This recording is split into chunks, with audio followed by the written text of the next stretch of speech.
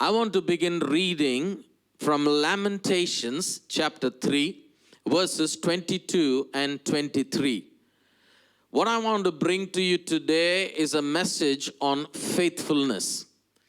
But when we are talking about faith and love, you cannot but miss out on faithfulness.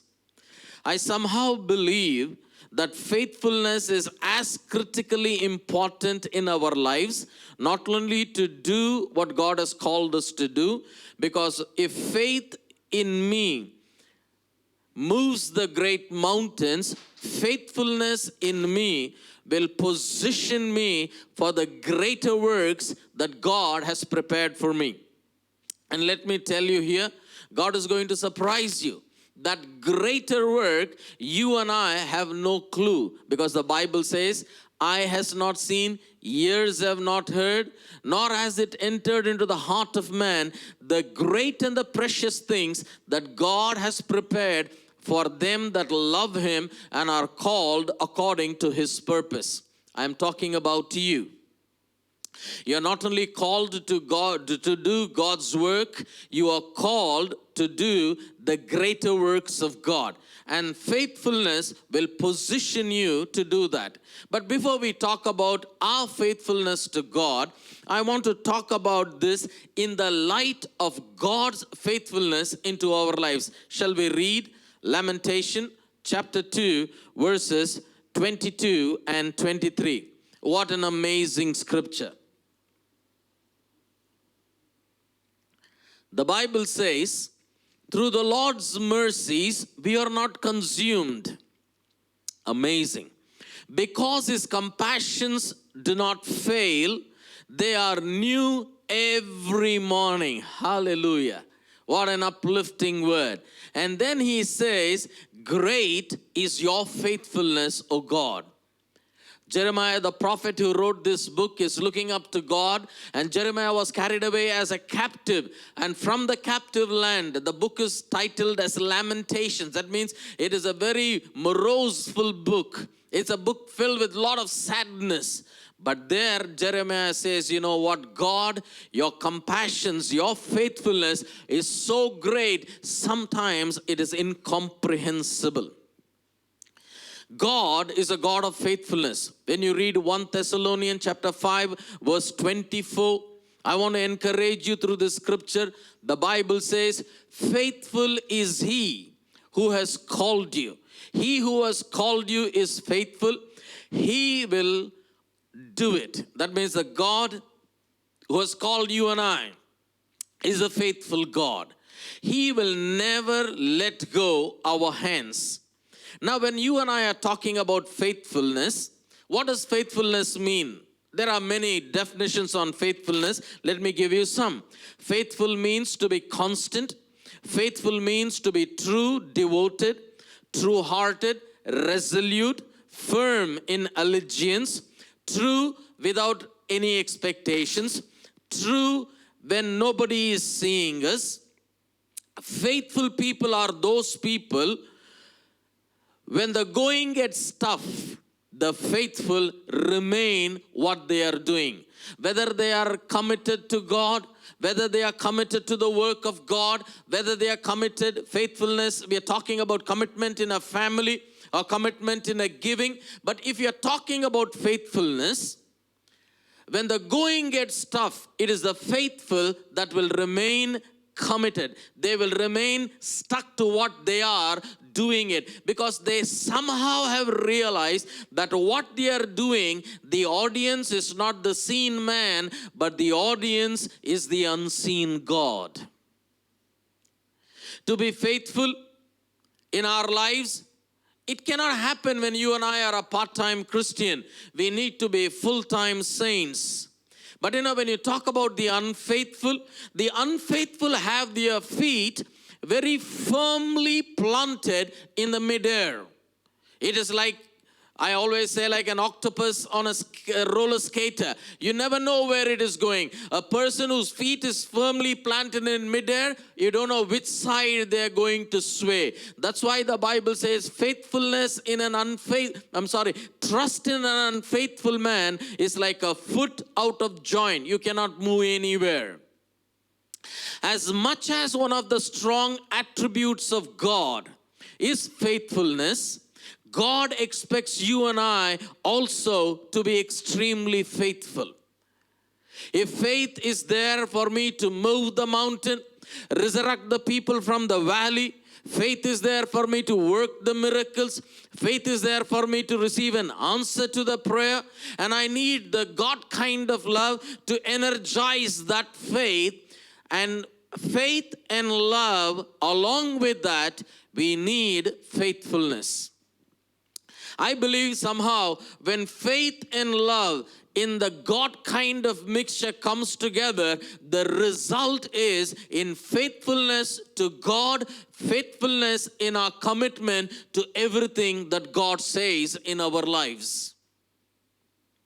Faithfulness today, I want you and I to understand, is a very, very important ingredient that is needed for my life, for my family, for my ministry, whether you are an entrepreneur, whoever you may be. What God is looking for is not only faith, God is also looking for faithfulness in our lives. Faithfulness is one attribute of God that cannot be overemphasized. Because the Bible says, even if you and I are unfaithful, God still remains faithful in our lives.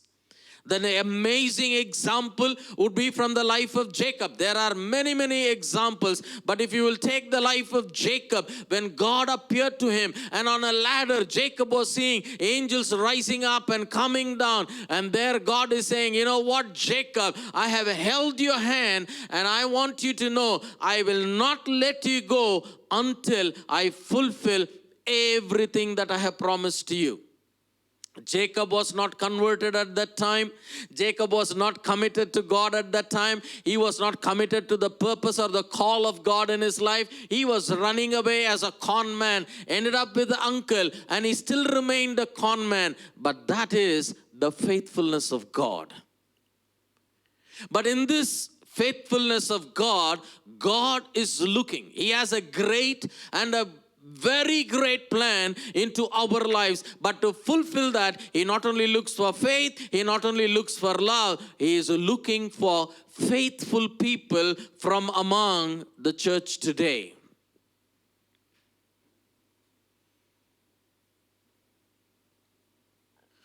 When you and I read this amazing parable, which we find in Matthew 25 and Luke 19, some people call it the parable of the talents, but I would like to call it the parable of faithfulness.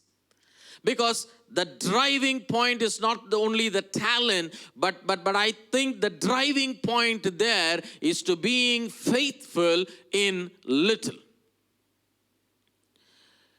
In fact, in Matthew 25, Jesus, when he's talking about, he says, the kingdom of heaven is like, and then he starts this parable. That means whatever is written in this parable, the principles that you and I are going to glean from this parable are kingdom principles, God principles from the Bible. It is so important you and I to understand that God's kingdom does not work like the kingdom on earth. God is not governed by what you and I see, what you and I hear, but God's kingdom is only governed by God, His word, and His nature. It is strange. Sometimes it is so paradoxical. The principles of the kingdom are very paradoxical. But this parable contains such an amazing revelation, which is often so easily neglected. Faith, mountain moves, very exciting. Love, very touching. But faithfulness is one attribute that many people fail to notice on earth. But I want you to know today that whatever may be unnoticed on earth will never go unnoticed in heaven. Heaven notices our faithful in little things. In this parable, when you look at 25 of Matthew and Luke 19, I'm paraphrasing it and trying to make it easy for you. The Bible says, when a rich man was going to a faraway country to receive a kingdom, he calls his servants and gives them talents. And many people say these talents are amounts of money. And he tells them, you know what, I'm going to go for a time, but I want you to use this talent, and I want to see what you bring out of this talent. To one he gives 5, to another he gives 2, to another 1. And then he comes back after some time. And then he calls the people to whom he has given this bags of money, amounts of money, the talents that he has given to them, and says, hey guys, come. It's a time to see what you have done. So here, lo and behold, the one who has had the 5 talents comes to the Lord Jesus and says, you gave me 5, and I have gone and invested it, and I have done it wisely, have done it well, and I have earned 5 more. That means 100%. I have doubled it. And here it is, O Master. The beautiful thing that the Lord Jesus Christ says here is, he looks at him and he says, well done, my good and faithful servant. He did it well because he did 100%. Now, it was not only commendable that he earned 100%, but when the master asked him, he gave it back to the master. Many times we miss this. We earn to keep it for ourselves. But here is a guy, he doubled the whatever money the master gave him. And when the master asked him back, he gave it to him, gave it back to him. And the master commends him saying, you know what? I am so pleased with you because you have been faithful in little. Faithful in little. I love this phrase. I believe in our lives, you and I need to have faith for great things and faithful in little. God must find you and I having faith for great things, but find us faithful in those little things. Then the person with the 2 talent comes. He also says, I have doubled it. Gives it to the master, and the master tells the same thing. But what is beautiful here is, in both these parables when you read, they only doubled the investment and gave, and the blessing that the master gave to them is, he says, now that you have taken pain, you have taken so much of trouble in trying to double the investment, the master makes him the ruler over 10 cities. Now, this is something I am failing to understand here. They were only faithful in the 5 talent. They made it 10. They not only were faithful in making it 10, but when the master asked it, they gave it back. And as a result of their good stewardship, and as a result of their faithfulness in giving back to the master to whom it actually belonged, not expecting anything, the master said, you have given me 10 talents, I am making you the ruler over 10 cities. This blows my mind. Ruler over 10 cities, suddenly they're sitting with authority over 10 cities just because they gave that little 10 talent what they had back to the master. This is the principle, kingdom principle. When God finds you and I faithful in little, faithful in little, that is going to set up a platform to catapult you into the greater works that God has ordained us even before the foundations of the world. The tragedy is many Christians have faith and love probably, but honestly, I want to tell you, if you have the real Bible kind of faith, the God kind of love, it will result inevitably in faithfulness in little things. But those people who fail to have faithfulness, but they aim for very great things. They say, we want to do great things for God. We want to do wonderful things for God. Nothing wrong with desiring, but we need to learn what takes me into becoming a ruler over the 10 cities is me being faithful in little. I want to read a scripture here in Matthew 25:29. We need a little understanding of this particular scripture here. Matthew 25 verse 29. Remember, the context is still the parable. The parable of the talents, what many people call it, but I want to call it the parable of the test of faithfulness. The Master is telling, rather the Lord Jesus Christ is telling here, for to everyone who has, more will be given. He will have abundance. Now listen very carefully to me. This blows my mind off. But from him who does not have, even what he has will be taken away. Now, I want to understand in what context God is saying. It says, whoever has, to him more will be given. What should I have in me for me to receive more? Go back to that servant who had that 5 talents, who received the 5, made it into 10. He had the 10 and he gave it back. And what did the master find in him? The master found in him one quality, that he was faithful in little. So when the master found that attribute, that character, that this guy is faithful in little, to him he gave authority over 10 cities. The day God finds you faithful in little, that is what the Bible is saying. Whoever has, what is that? Who has? It is whoever is faithful in little, to him more will be given, and they will have in abundance. Having abundance is nothing wrong. That's the plan and the will of God. John chapter 10 verse 10, the Lord Jesus Christ said, the devil comes to steal, to kill, and to destroy, but I have come that you might have life and have it more abundantly. Abundance is a will of God.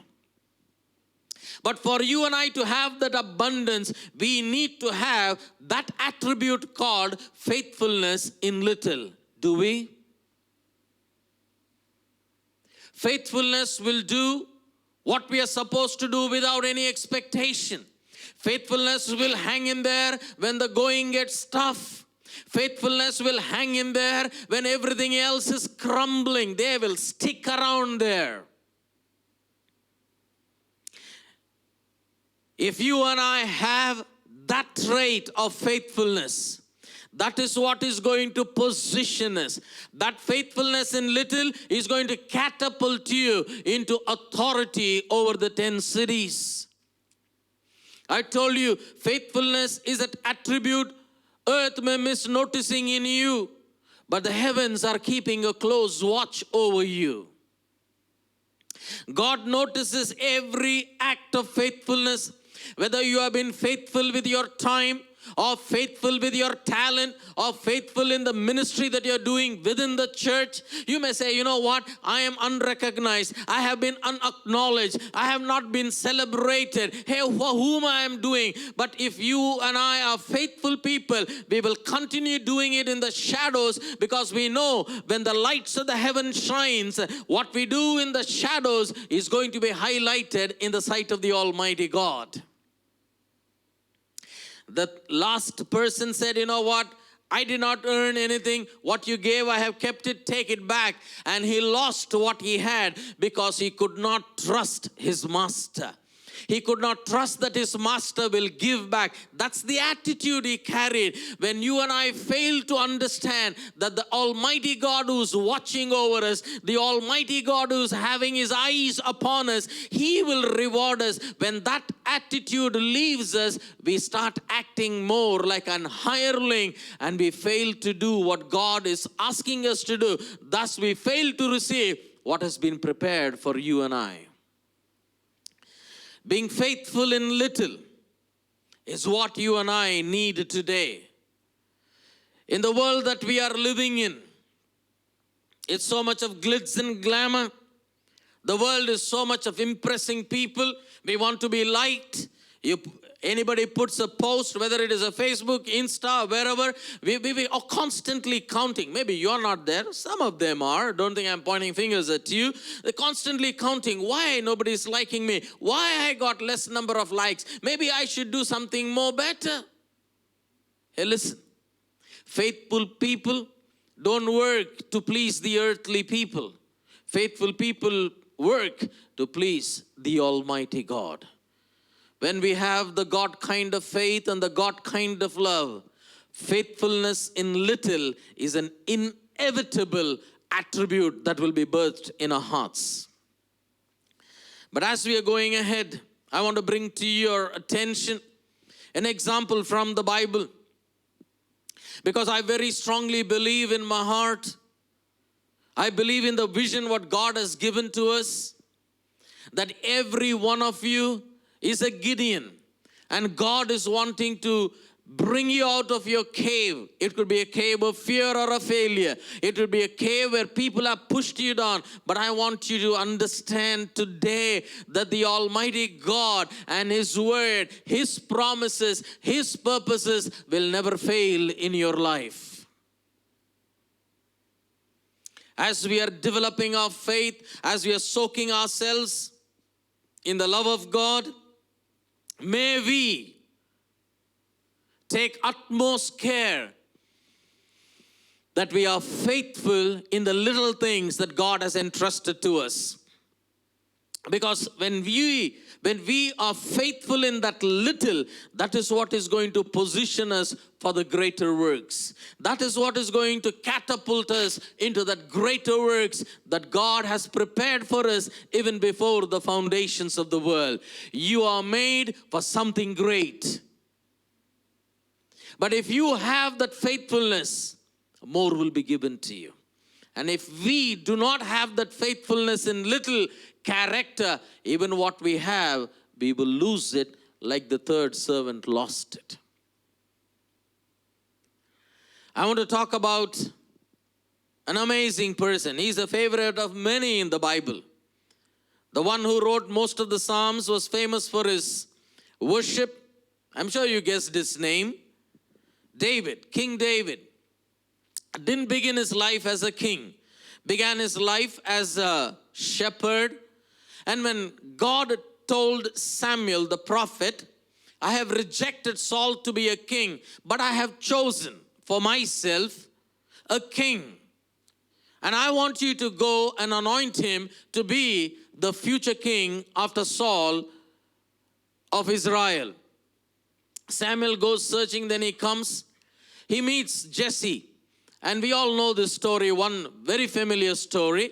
And all the 7 sons of Jesse pass in front of Samuel. God says, no, no, no, no. And the 8th son, David, was not even called to pass in front of Samuel. That means the father and the brothers probably had foreconcluded this guy does not even qualify to pass by, because we know he probably is a good for nothing. And I want you to understand today, that is what you may be thinking of yourself, or that's what people are telling about yourself, saying nothing good can come out of him. There is a God who's watching over you.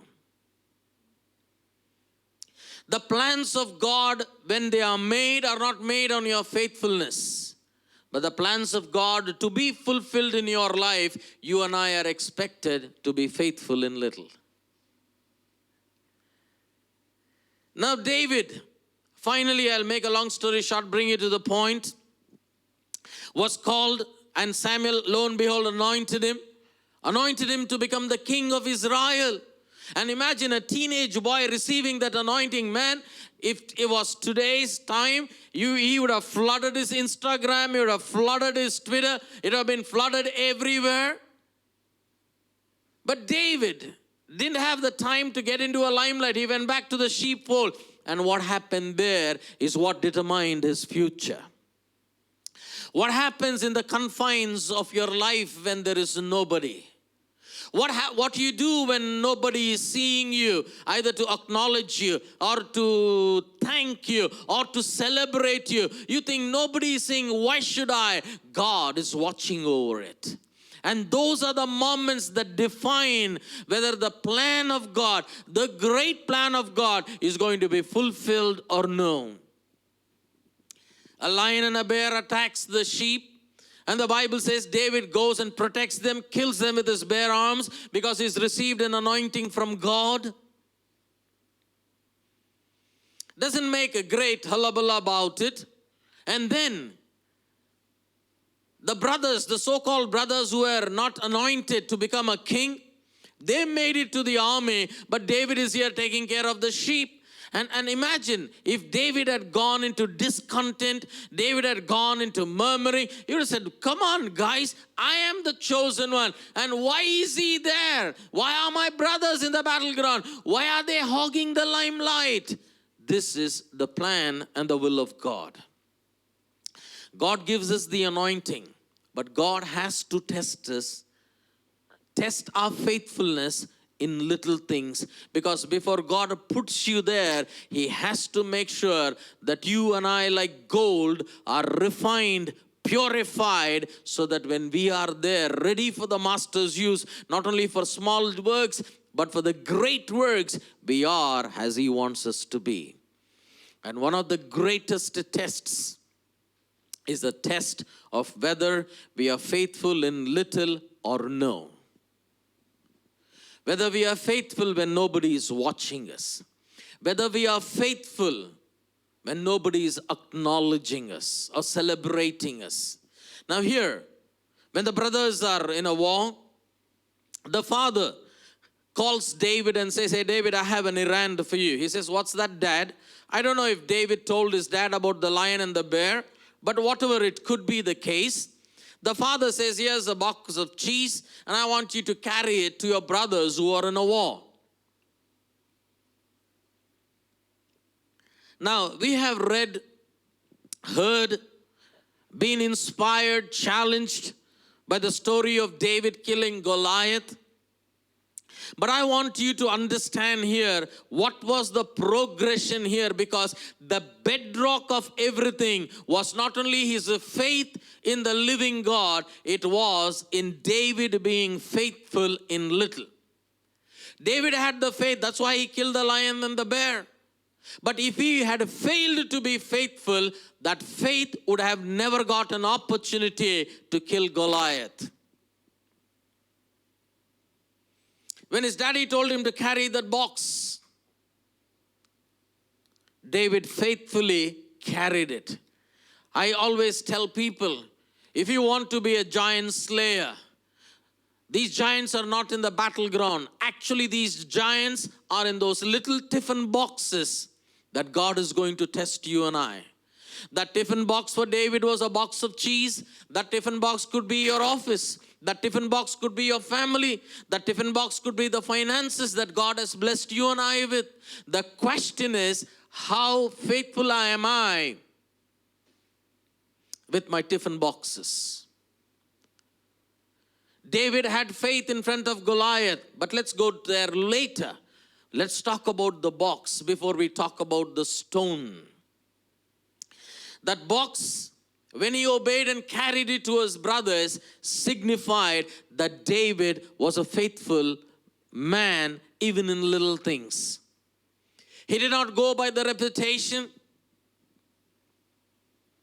He did not go that I am the future king of Israel. He just obeyed his earthly father. Not easy to do it.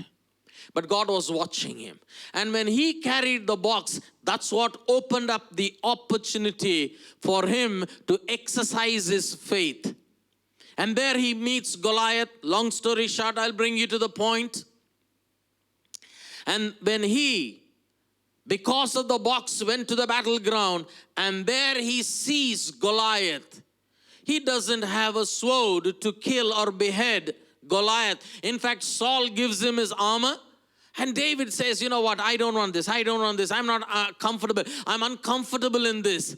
And then David goes with his sling and a stone. And here is what I want us to understand. Maybe the swords of others are not fitting us. And we do not have the right sword to behead Goliath. But we have something that God has given to us. And David, when he saw Goliath, he took the stone and the sling. When he flung it in faith, believing that the God who gave me victory over the lion and the bear will give me victory over this Goliath. And when that stone hit Goliath, Goliath falls down. I don't know if he died immediately or he had wounded and he was fallen down. But the Bible says David runs to Goliath and then picks up the sword of Goliath and beheads Goliath. What do I learn from this? When I use the stone that our God has given to me, when I use what I have, God gives me what I don't have. When I use the stone, I will get the sword. The tragedy here is many of us are running behind the sword without using the stone that God has given to us. We see the sword wielding people doing great things for God, and we are also searching, we're not finding it. We fail to understand if we will be faithful in using the stone, we will find the sword that we require to behead the Goliaths, the giants in our lives. Can you just imagine this? If you and I are faithful in that box and then use the faith in slinging the stone with whatever we have, maybe a broken language. Maybe you say, you know what, and my language is not good. My knees are kind of fellowshipping with each other when I share the gospel. Leave everything aside. With whatever you have, start doing what God wants you to be. Let God find you faithful in that little beginnings, because the Bible says, never despise the days of your small beginnings. Because when God sees that small beginning, God sees your small faithfulness, God is setting up a platform for the greater things to happen in our lives. You are destined to wield the very sword of Goliath. But for that, you need to use your stone. But for you to get that opportunity to use the stone against the giant, you need to carry that box of faithfulness. When they were faithful with the talent, they became rulers over the city. When David used the stone, he got the sword. When David carried the box, it catapulted him into a stage from where he killed the giant and became a national influence, a national leader. Every soldier in Israel chased the Philistine army. Is because there was one man called David who faithfully carried that box. We heard about faith. We heard about love. How about making a commitment today? God, I thank you for the mountain moving faith. I thank you for your love, which is so deep, so high, so broad. I need the Holy Spirit to give me a revelation of your love. And I want to be not only loved by God, but I want to be a person who will love others with the same love you have loved me. To this faith and love, why don't you and I intentionally add this quality that God is looking for, saying, whoever has, to him more will be given. The angels are saying, what are you looking for? What are you looking for? Whoever has that attitude, that character of being faithful in little, to them God will give more. Can you imagine? Talent to a city, stone to a sword. You're destined for great things. We are destined for great things. Sometimes we are ready for the mountains, but we fail in those little boxes. And God is looking for you among those boxes. Whatever it may be, do it faithfully. And I believe it is God who will raise you high there. There was never a king like David before him. There was never a king like David after him.